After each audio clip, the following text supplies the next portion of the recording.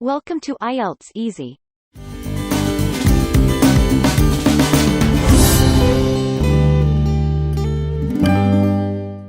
Reading 3. Locating answers quickly. Quickly locating the right answers in the reading test can be difficult. This lesson will teach you a system for locating answers quickly and accurately. Here are goals for this lesson. Take some time to carefully read them, and when you're ready. In our last lesson I outlined a system which can help you improve your overall use of time in the reading test. In this lesson, I'll take a closer look at answering the questions. Even when you use an overall efficient approach to reading the passage, it can still be very difficult to locate answers in a short period of time. In this lesson I'll show you some techniques which can really help in quickly locating answers. Some students approach the answering of questions in a disorganized way. For example, I've seen test takers quickly read a question and then start reading the passage as fast as they can, looking for the answer they think they need. After going through the passage a few times, they suddenly realize that they don't really know what they're looking for. They then start all over again and reread the question. Doing things like this can waste an enormous amount of time. There's no easy solution to always finding answers quickly, but there are skills you can learn which can make the whole process faster. The aim is to answer a question as quickly as possible, and to do this, you need to do two things. Firstly, you must know clearly what you are looking for, and secondly, you must search for the answer in an efficient way. Let's take a look at these points in some detail. Before you start looking for the answers to a question, you must be very clear on what you're searching for. Under the pressure of exam conditions, it's a common mistake to start searching for text without fully understanding what's required of you, or what you are looking for. The first thing is to read the question carefully and make sure you're completely clear on what you are being asked to answer. After reading a question carefully, the next thing is to identify the key words in the question. Key words are typically nouns, adjectives or adverbs, distinctive words used in the question which will point you to the location of answers within passage. Clearly, selecting key words is vital to being efficient in your search because, as I said, they help you find the area of text which will contain the answer to the question. Every question type has at least one key word which can be identified. The goal is to select one or two words which will give you the best chance of being able to quickly match the idea in the passage. If you're unsure as to which words to pick, work on the most distinctive or unusual words. Words which are not likely to appear many times in the passage. Once you've made your choice, which should take a matter of seconds, you need to mark these words and focus on them. Let's take a look at some examples of this process using some of the different question types. Let's take different, yet common question types you can expect to see on the reading test. These questions contain key words which will help you to locate the answers within the reading passage. Firstly, look at the true, false, not given question on the screen. Notice question 15. Which are the key words in the question? The ones you would look for as you try to locate your answer? Remember that key words are going to be words not typically repeated throughout the passage. They are usually nouns, adjectives or adverbs.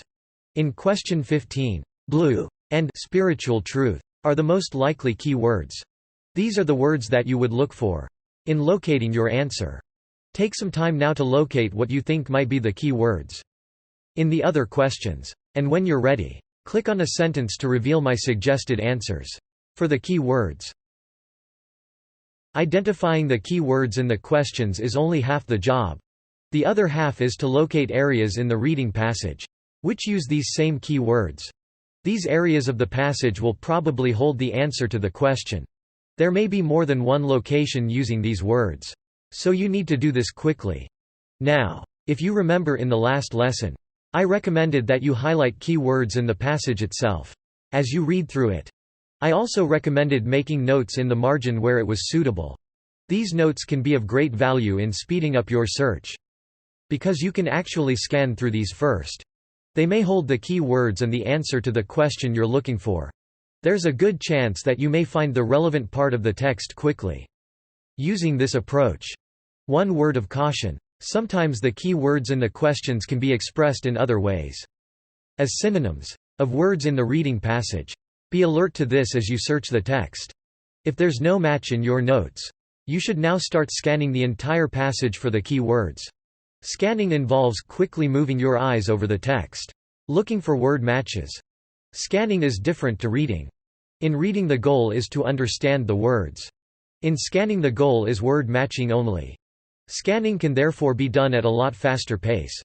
When you find a key word match, stop, and then carefully read the sentence before and after. It's here where your answer may be contained. If the passage is not relevant, then keep scanning. Students, the key to the quick location of answers is to understand and practice this technique. It's not difficult, and can quickly become second nature.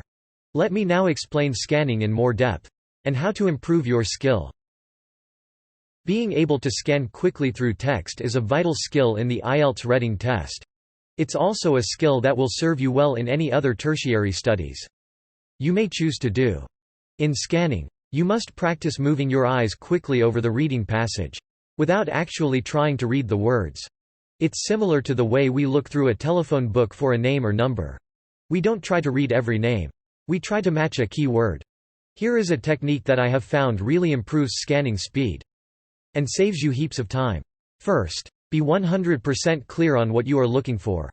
This is important because if you're unclear or forget what you're scanning for, the words will not get your attention. Next, hold the text at arm's length. This is important.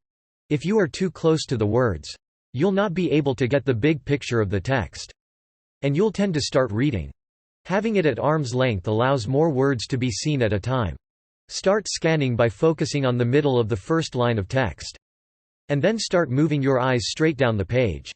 Try to reduce your left and right eye movements, and instead, practice seeing as much of the line at a time as you can. Obviously, this will depend on how wide the passage of text is. A wider line width will involve some left and right eye movement, but with practice, you'll find you can see quite a lot of words just by looking at the center of the page. This sort of skill is used by people who speed read. We're not speed reading, we're scanning. But the principle is the same. The principle is to see as many words as possible at one time. With some practice, you'll find that you can quickly scan down a page of text and have the key words you're looking for jump out at you. This is a most important way to effectively use what limited time you have. Scanning is also something that you can easily practice with a friend. In fact, you can turn it into a kind of scanning game. I recommend using reading material of about the same length as the IELTS reading passage, around 1,000 words. And then all you need is a stopwatch. Your friend picks a distinctive word from a passage of text and starts the stopwatch. Your job is to find the first occurrence of the word in the fastest possible time. You may also go further and find all the occurrences of word in the text. As I said, you can turn this into a game. Set a goal of, say, 10 searches each and see who can find all the words in the lowest cumulative time. Students, practicing scanning like this is an invaluable aid to your reading success. Being able to develop this skill is the difference between finishing on time and not finishing on time. You must practice it. This lesson may contain the most important information you need for success in the reading test. I truly believe that the information in this lesson is the key that unlocks the difficulty most students encounter in the reading test. Where students go wrong is they read inefficiently. Please don't do this. Follow the system that builds upon the previous lesson. Locate the key words, confer the key words, and then read in depth in that area for the answer to the questions. Follow up on the lesson. By honing your scanning skills with a study partner, you can do well in reading. It just takes practice. Well done. You have now completed this lesson. Before move on to the next lesson, make sure you fully understand the lesson above. I recommend you to review from the beginning. See you in the next lesson.